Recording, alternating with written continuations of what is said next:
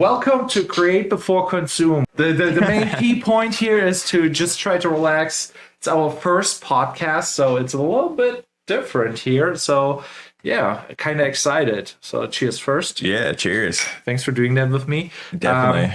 Today's a special day, so it's kind of funny because I introduce you to the whole world here, and then you're about to leave tomorrow to Michigan, no? Exactly, yeah. Not planning on it being permanent or anything, but yeah, just changing it up a bit.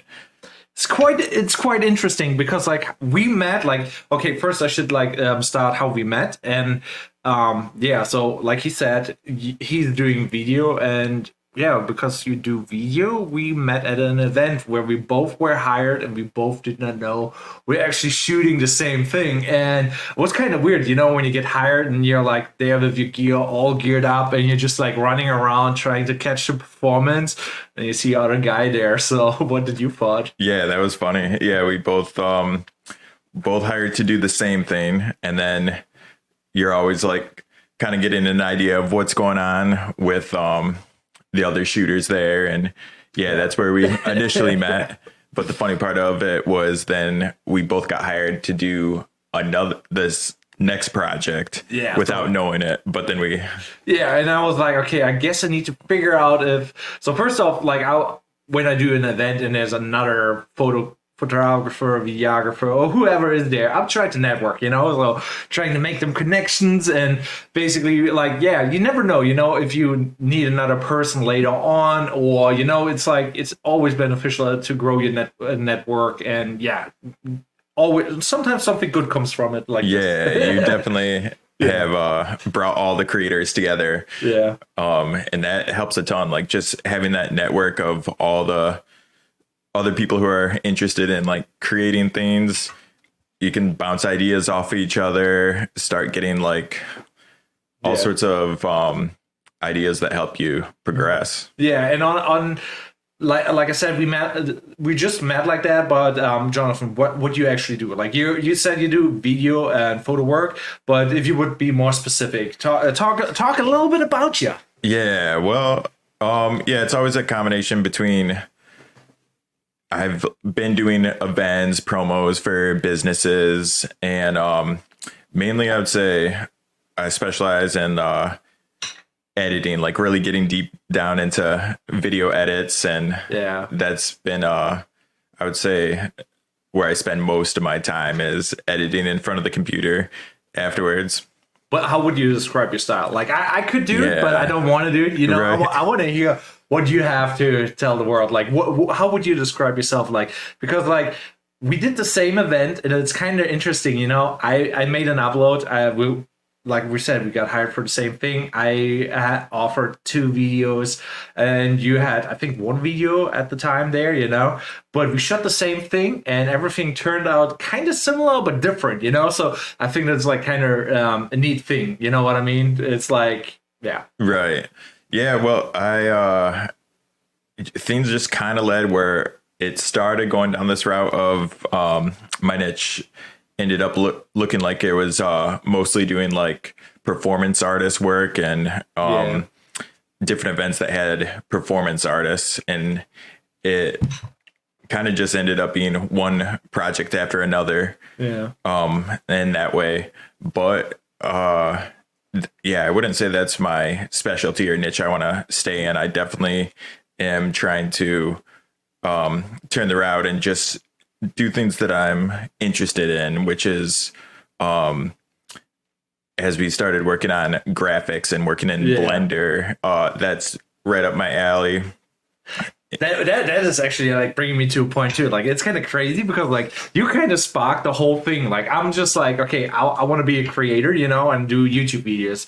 That's kind of why I'm okay, I do reviews, vlogs, and all that stuff. And I got into the whole let's make videos, But you have a completely different history when I invited you to cover me for the podcast that I'm doing, What's Good Tampa, another podcast you kind of should check out. But basically, I was like, okay, I'm leaving for Germany. I need a backup. Who can I trust, you know? And this is like one of the things, like, I don't want to give like gigs away or connections, and you don't know what's going to happen if there's a shark, you know, trying to snatch everything, or just like ruins it, or is not capable of doing the things, you know? So I was like, Jonathan, you know. But then you mentioned like you had actually, what was your history? You said you went to school for you know what I mean? Oh yeah, my whole route for video. I mean, I started off even as a little kid just using like a home video camera and playing around with that, and then it just led into my brother and we would start doing like little projects for businesses. So yeah, we did that for a long time, and then I just always kept it up. I took some video classes for a little bit, and it was always kind of like this side thing that I kept on the side, but more and more the side hustle, the American dream. Like everybody gotta have a hustle. You have to do multiple things and make your way through navigating everything. But it just ended up sinking more time into it, and more money and gear. Right. Yeah. That's a struggle here. But yeah, so I thought that was like kind of interesting because I did not know about that. And before the Tampa Bay, the What's Good Tampa Show podcast, I was like, okay, I did a couple live streams, so I know how to do Blender, not Blender, OBS, and I had experience with it. But I was like, yeah, I can do it for other people, but the whole time when the COVID thing happened, I was like, okay, I know how to live stream for gaming. I can also make that work for Zoom calls and business things. But then it kind of turned into like, oh, now I actually can do also podcasts and stuff like that. But yeah, it's easier to do it for money. And it's kind of sad when you like do for other people what their dreams are, but you cannot pursue your own. So yeah, exactly. And more lately, that's what I've been inspired to do, because it's definitely necessary to get money in the meantime for gigs, and that helps a lot. But also dedicating that time to sink it into your own work is key.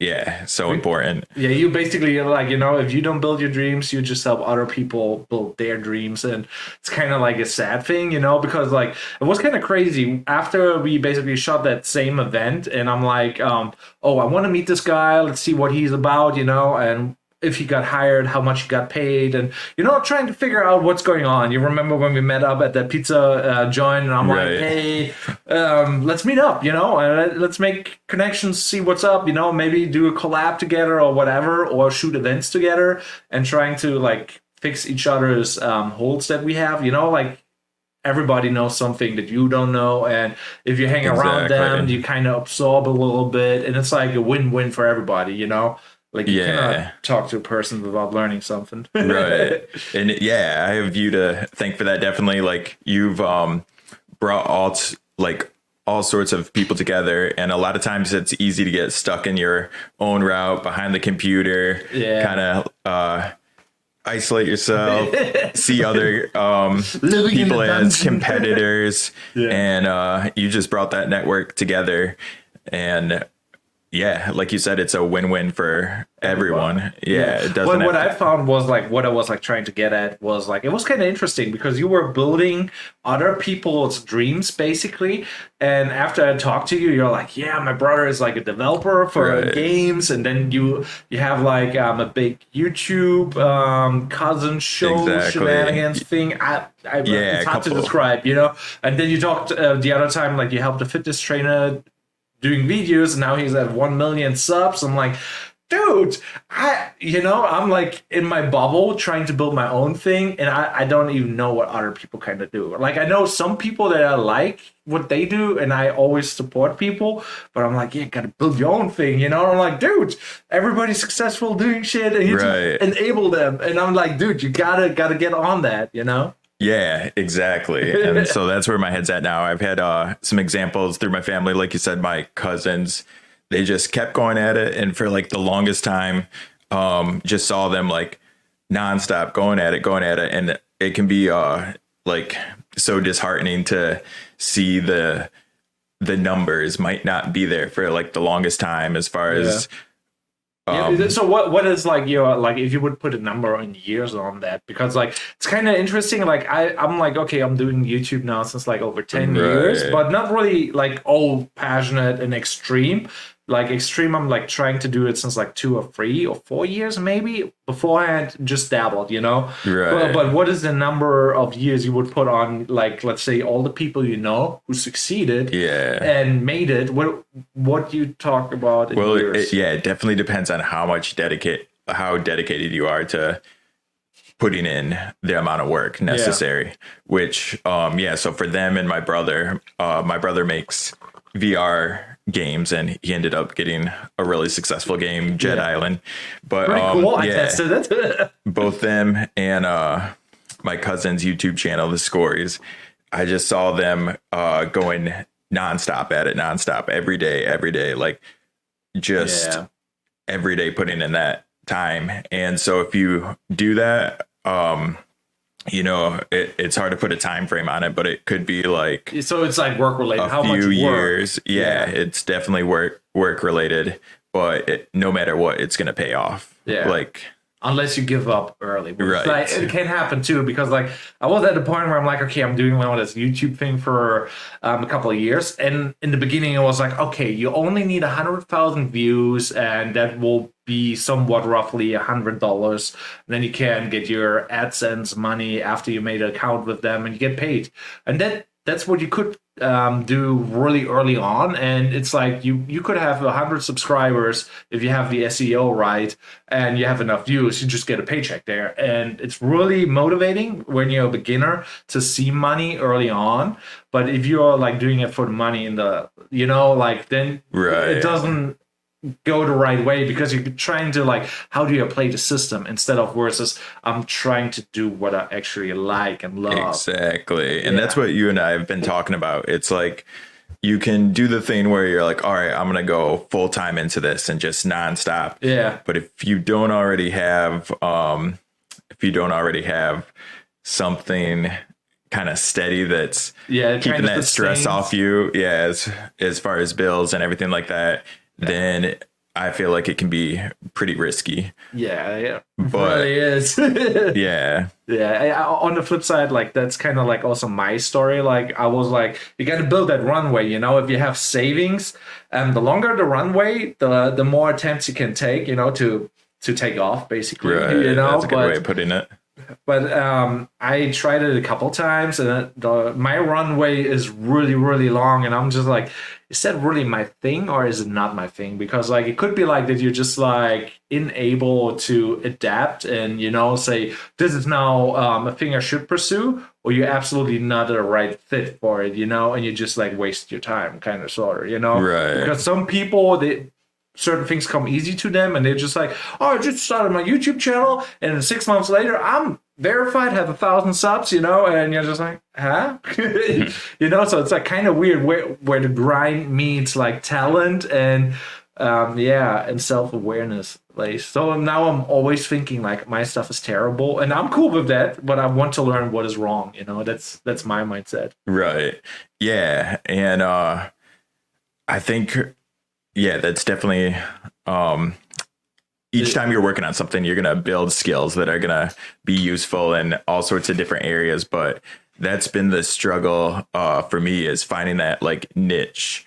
I've always kind of like been like a jack of all trades, like trying to learn all these different skills. And especially I see you just into all different sorts of things. ADHD, my boy. It is a blessing and a curse. Right, exactly. But all those skills, they're gonna somehow weave their way in, and then create something that's unique. I mean, on that note, it's like kind of interesting, like, because like if I would have to describe your like video endeavors and skills or whatever, you know, your thoughts on it. So how he works is basically really OCD, you know. It's like really like fine dialed down, really high quality, where I'm trying to be fast paced and done. What is kind of bad too, because like in the end, like I think your strategy is like more high quality and better work, kind of sort of. Where I'm like, okay, I want to have a lot of work, and yeah, I'm probably doing it wrong, and so I'm like kind of like learning from you. I'm like, okay, I have to put that extra polish on there because this is like the new thing, you know. Well, that's also where we've been like, talking about this for a while, where it's like you've been pushing me like, hey, you gotta pump out way more work, you gotta not spend so much time on it, like just sometimes you do like things where you know, like procrastination is our biggest problem. Like we made a YouTube video together. What was like, okay, I was like in a rut, or however you want to say, but I was like, okay, I need to make another YouTube video. Nothing sounds exciting. I didn't find my niche. I don't know what video I should do. I have a feeling for certain videos that will perform well, where I get a couple thousand views, you know. If I do the SEO right and make the video interesting, then I know I get the views. But if I don't feel the video concept or the topic is not interesting, I'm not gonna do it. So I was like, okay, I'm just trying something new, and we did that whole photo scanning because it's something completely new. Right? Yeah, photogrammetry. Yeah, and it kind of really excited me, and it led into so many cool things, you know. And already you've started taking that, and it's already somewhere else. Like it's from photo scanning into like 3D animations, and now it's into games, because like through meeting you, your brother kind of was like, okay, doing VR games, getting sales on Steam, and then I learned like, oh, Unreal Engine is free. You can make games, and you can make games fast. I'm like, and the VR market like is like really exciting right now because there's not a lot on there. So I'm like, okay, trying to do that VR thing. And what brings me now to what you are gonna do tomorrow, and talk a little bit about that. What is like, right? Well, my brother, like I said, he's been he released a couple games already on Steam, and now he's working on his next game. And I just decided like this is the time where I'm gonna head up to Michigan, and I'm gonna work with him and help him out with as well as working on my own things, but help him on this next game. Big part of his next game is using that technique, photogrammetry. Okay. So there's just to explain it real quick for anyone who doesn't know, photogrammetry, how do you spell it? You take pictures of any object and use a program to stitch them together, and then it can create graphics that objects, whatever.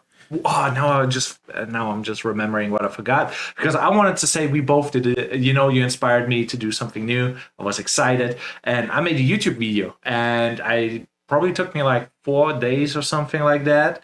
And you made a YouTube video as well, but it took you a week or 2 weeks, and you did not post it. And I'm like, why did you not post it? Your video is better, faster paced, has a better attention span. You know, like nowadays on YouTube, everything has to be fast paced, snap, snap, snap, Mr. Beast style, basically. And I'm just like, you're not posting that? You put all that work in there, your son. Right. Well, yeah, you've been pushing me on that, but the way I see it is I want to start building up these so then I can consistently keep up with releasing different videos. But like you said, there's just post it, forget about it, don't worry about any judgment on it.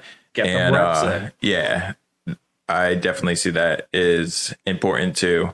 But so there's a balance. We keep working this out. Quality versus quantity, and just releasing, or putting that thought into it, which it can end up turning into overthinking it too much. It's like this is my 2 cents on this overthinking, because like we all get like into our trut, and we do what we do always. And after you made too many excuses or waited too long on executing, an idea becomes stale, or the idea of actually hitting publish and posting it sounds not anymore as good, and you probably will not do it as if you're excited and hype about it. And that's like the whole ADHD thing. Like, when you're hype about something, you make it happen. Like the weird what was the skull thing where it completely went off the chain, hey, have this thing going on. Can you help me? I need a fog machine, and one day we arranged everything, and that's where it's kind of good to go with the flow. But yeah. Right. Yeah. Yeah. And even just seeing you, like, after quickly learning Blender, you applied that immediately to the next project and put time into it to create something that we shall not talk about this first, yeah. Oh, wait a second. We can talk about a couple things. Like another thing where I'm like trying to push you on is like list your NFT, because on OpenSea you can sell your NFTs. You can put smart contracts on there. A lot of opportunity. NFTs are hot and there's a lot of value in it.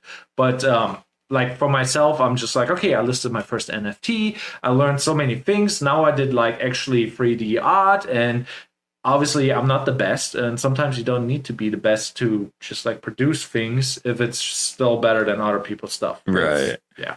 And yeah. Yeah. And that's been huge with, I feel like just by having that network of people, and you're pushing me, you're inspiring me.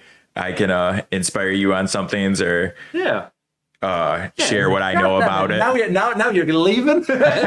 Well, that's the beauty of the internet. We can keep working on things on the internet too. Yeah. But just the fact that even like starting this up, like when you have that social reinforcement. Reinforcement.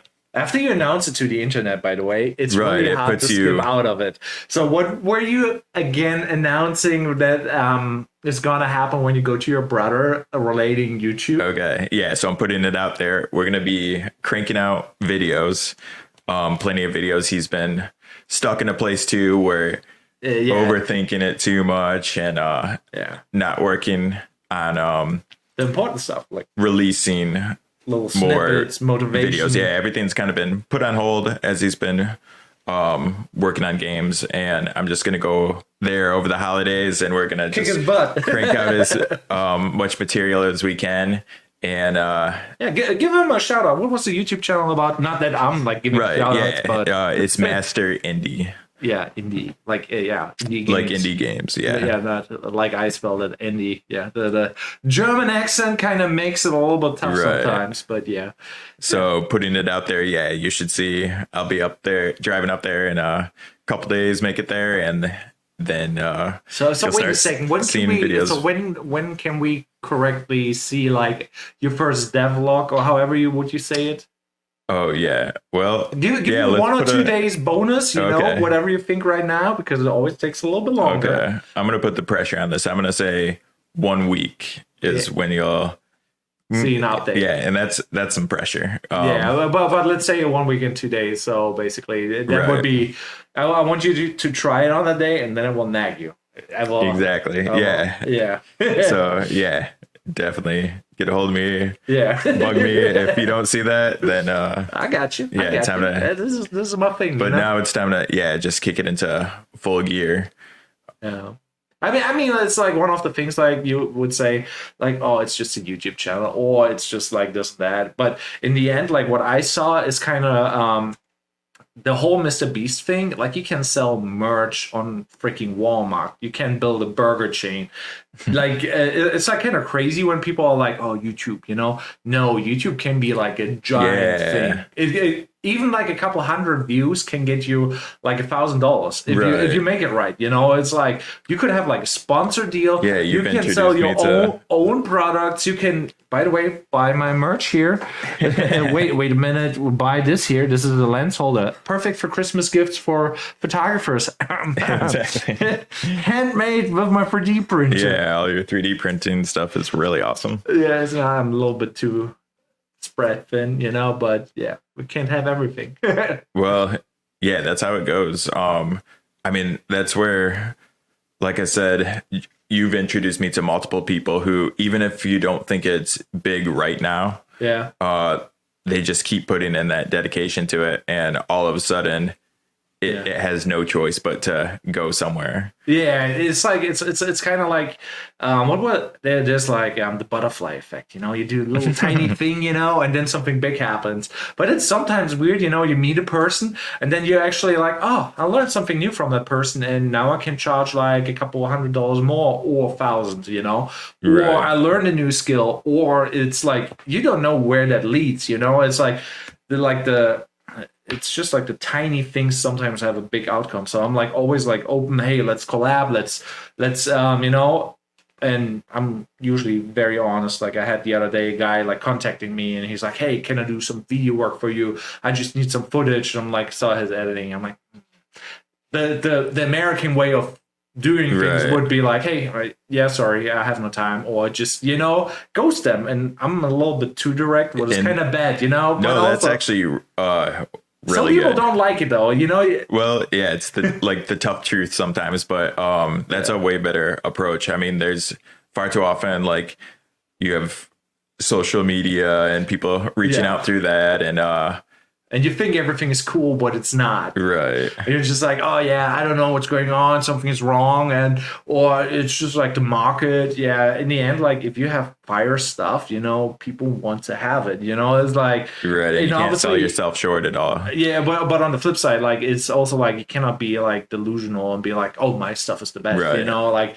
it's always cool like to be like, okay, my stuff sucks, and you need to know why it sucks. So you still can improve having that truth, but it's still like even if you think your stuff sucks, still put it out there, because for somebody else it could be still useful, you know. Right. And that's why I'm like, it doesn't matter if your video sucks, you know. Exactly. For somebody, there's like those YouTubers and whatever, they sit on the bed and talk about like, today I did this, you know, and 10,000 100,000 people watch the video, no fancy editing, it's just a person talking about the experience, you know. It's right. It's too easy for, especially me, to get stuck in the head, overthink things, get steered in too many directions. Yeah, or take a shower before the podcast.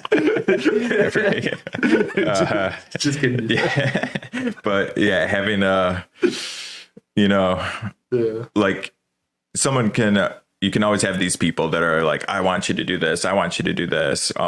You know, maybe you should do this. Everyone has their own thoughts on what you should do. Yeah. And yeah, sometimes it can be tough to navigate what you want to do. And, but just by doing it and putting it out there, then that may lead somewhere, that leads you to the next spot, leads you to the next spot. Yeah, what will hopefully go kind of in that direction. Obviously, it would be cool if you have like a bigger end goal, you know, and you're working towards that goal. Because like when I took the last gig, I'm like, okay, I'm doing this Blender thing, and I don't know if I can do that, you know, blah, blah, blah. I posted a video really quick, and I got the attention from somebody, and that person was basically reaching out.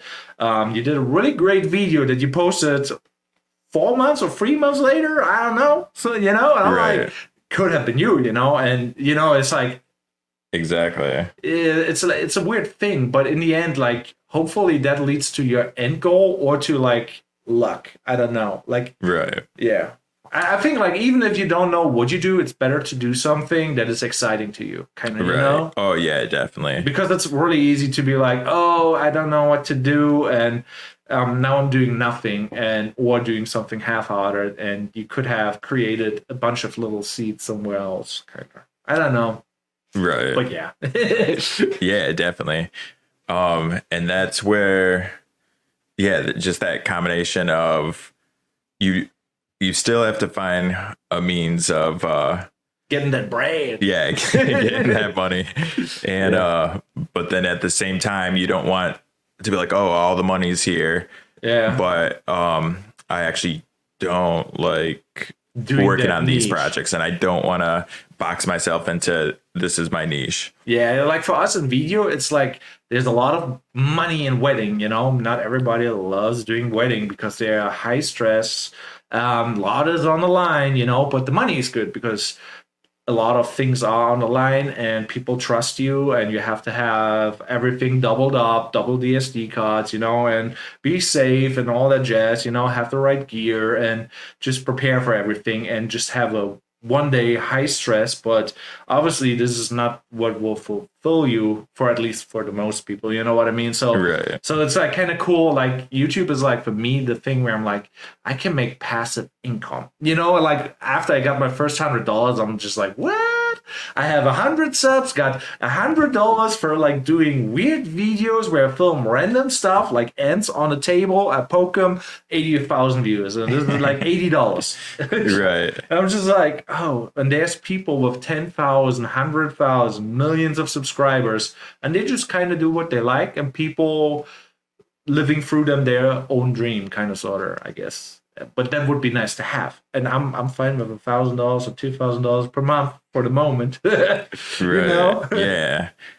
Yeah. I mean, speaking of that, you mentioned this video where all it was is a little phone video of poking an ant. It was nothing. It was just a quick, like 30 seconds or less, just like a little teeny phone video. And that ended up doing very well. Yeah. More views than that was your highest views video, right? Yeah.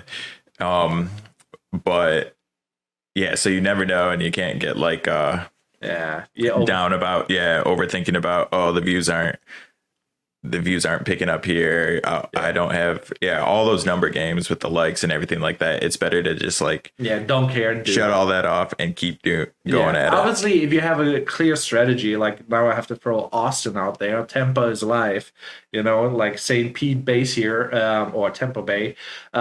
He basically has a clear niche. It's easier to grow if you have like a clear concept and it's somewhat in your like passion, you know, you're like going out eating, make food reviews. You like the city, well, food reviews and the city work well together, you know, you like doing that type of stuff.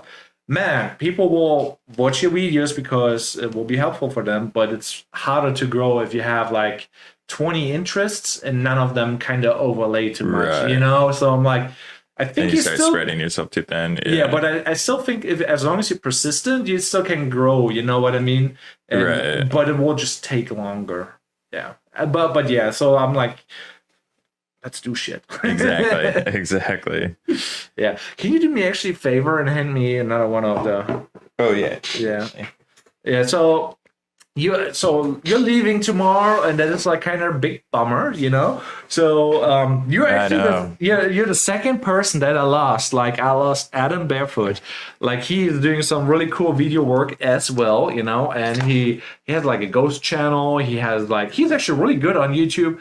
He's like somewhat successful. And I'm like, damn boy, he moved away, you moved away, but yeah, now with the whole we are thing, it would be we did that already. We did the whole meeting thing. You remember when I was like, hey, let's do that big screen or whatever it was, you know? It was a little bit tricky in the beginning with like setting it up and like, hey, let's have a hangout. Let me show you my desktop, or let's watch a video together. That's also like a thing where I'm like going into Unreal Engine and thinking about certain things, what I want to have, you know? And it's so easy to do stuff there and make it nice. So I'm like, I'm really hype about the future. Like, even though you're moving away, weird you know? Thing. Yeah, it's a really weird thing, but at least, you don't have to feel like, now this person is gone. Like, it's a weird thing. You can actually hop into VR with them, and we tried that out collaborating. Oh, I think I got a call. Oh, okay. So I just have to shut down Facebook for a hot second. And give me 1 second. But yeah, now with all this, this brings me to another point, the metaverse. Yeah, talk a little bit about the metaverse, because people have different thoughts on it. I'm also really interested in. I just watched today the podcast from Gary Vee where he interviewed Mark Zuckerberg, and the whole NFT thing, you know, is like kind of weird because for most people it seems like it's not really worth anything because it's just a picture with a code on it, and the code is unique and you cannot copy it, blah blah blah. But the idea behind it is like you can buy digital items that are unique, but you can transfer them through games. Like, let's say you play a game, Apex Legends, you buy a couple weapon skins or a skin for yourself. You could transfer that to a different game. Or you could trade the items for Ethereum or whatever, and then with that money, you buy different stuff. So it becomes really interesting that this stuff is not anymore worthless because like new game, new thing, but now it's like, no, it has value. Yeah. Well, yeah, definitely. And that's the weird thing about all this stuff is right now, you can basically do all this stuff already on VR. It's been out for like a long time. There's VR chat and different meeting rooms. You can actually we have to go more into the VR room. Can you also check on the phone if like Joe or James are like on the way, because it's probably 6:00 and we have a little party here for you. We also have to arrange some hot dogs. To have our hot dog grilling night and whatever. We can wrap this up pretty soon, but let's back to the metaverse though, because so this is already out in VR. And Facebook now calling themselves Meta is making like a big deal out of it, and pretending like they're kind of making all this happen. But already happened. It's already out there and it's already happening. All I think they're going to do is bring more people who are outside of that world in there and make it become a little more of a legit thing. A standard thing that more people. But on the flip side, like let's say for everybody who's watching this right now, what is probably 5 to 20 people, maybe 100, that would be nice. So hit the like button and subscribe, because we're trying to spill the beans. Or no, it's not spill the beans, but it's spill the coffee. But I like beans. But yeah, basically. The metaverse has a lot of good things going for it that most people will not see in the beginning, because it's like, let's say you're like 40, 50 years old. It's the new thing. What, you have to wear goggles? You're locked up at home. And why would I wear that? I want to be in the here and now, But on the flip side, real estate is really, really expensive. And with VR, you can have a nice mansion, Doesn't really matter that you're poor, but you still can have like a tiny environment that feels bigger, so will relieve some stress of the poor people and gives a little bit more equality in a weird way. Yeah, that's a strange way of looking at it. I mean, even in VR, when we hopped into big screen, all of a sudden you can take what's on your computer already and you can like blow it up as like a giant screen and work on it and all that. So it's interesting to see where all of this is going, but like technology can be that catch-22. Like in some ways it's good, but then in other ways it just hit starts the like button. Becoming a evil toxic thing that's addictive. But so that's what I'm excited for. I'm gonna work with my brother and work on some other things like games, Blender, and the video content. Yeah, it's also on the flip side though. I want to mention like also like a little shout out to myself, because like the idea is like I think I will launch a bunch of NFTs where I will like give stake away from my game that I will do. So basically, you can have like early access, you get like all the benefits, and I maybe specify like what people can do with the NFT and what they will get. But I want to have basically a reward for them when they give me money, basically, and it's a win-win. So if my game sells on Steam a lot, they basically get a percentage. That would be like something like that. I want to work out with like smart contracts and stuff like that. I think that's definitely, because like then it's a win-win. Like that's also like for bands, for example, with NFTs. It's crazy. Like if you're the first guy listening to a band and the band is tiny and you support them by buying their NFTs and they become big, now the NFT is a lot of worth, and then you can sell it, flip it, and you basically made out $30, $100K maybe. Who knows, It's like collector's edition, like the first LP and whatever, just digital. So I'm like, that's what I kind of want to do, just like with the